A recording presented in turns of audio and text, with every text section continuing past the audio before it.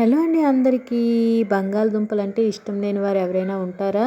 బంగాళదుంపని ఫ్రైలా చేసినా, కూరలా చేసినా, ఇలా కూర్మాలా చేసినా కూడా టేస్ట్ అయితే చాలా బాగుంటుందండి. ఇలా గనక ఒక్కసారి ట్రై చేశారంటే మళ్ళీ మళ్ళీ ఇలాగే చేసుకొని తింటారు. అంత బాగా కుదురుతుంది.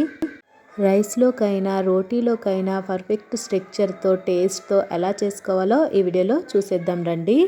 ఆలు కూర్మా కోసం బంగాళదుంపల్ని ఒక 80% కుక్ అయినట్టు ఉడికించేసుకొని పీల్ చేసేసుకొని చిన్ని ముక్కలుగా కట్ చేసుకొని ఒక పక్కన పెట్టేసుకోండి.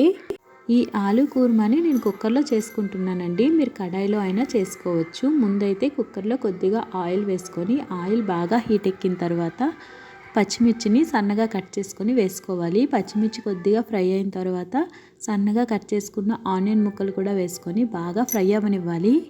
ఈ ఆలు కూర్మాలో నేను ఎటువంటి మసాలాలు కూడా యాడ్ చేసుకోలేదండి. టేస్ట్ మాత్రం చాలా బాగా వచ్చింది. ఎవరైనా ట్రై చేయాలంటే ఇలా ఒకసారి ట్రై చేసి చూడండి. నిజంగా అందరికీ నచ్చుతుంది. అస్సలు బంగాళదుంపలు తినని వారు కూడా ఇలా ట్రై చేస్తే ఖచ్చితంగా ఇష్టంగా తింటారు.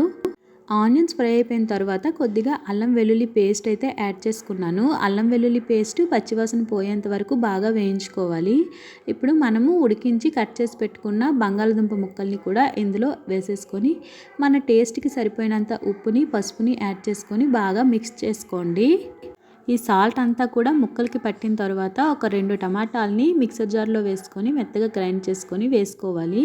ఈ ఆలు కూర్మాలో టమాటాలు పేస్ట్లా వేసుకుంటేనే మనకి గ్రేవీలా వస్తుందండి. ముక్కల కంటే పేస్ట్లా వేసుకుంటేనే టేస్ట్ కూడా చాలా బాగుంటుంది.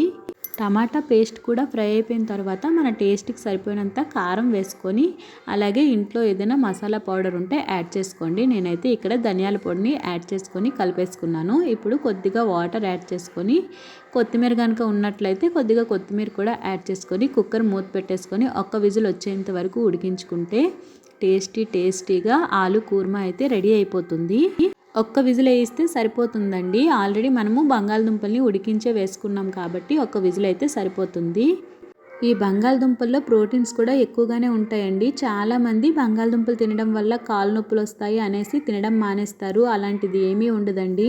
ఈ బంగాళదుంపలు హెల్త్కి చాలా మంచిది. బీపీ ఉన్న వాళ్ళైతే మాత్రం ఖచ్చితంగా తమ డైట్లో బంగాళదుంపలు యాడ్ చేసుకోండి. హై బీపీ అయినా లో బీపీ అయినా సరే కంట్రోల్లో ఉంటుంది. ఇంకా వీడియో నచ్చితే లైక్ చేయండి, ఛానల్ని సబ్స్క్రైబ్ చేసుకోండి. Thank you for watching.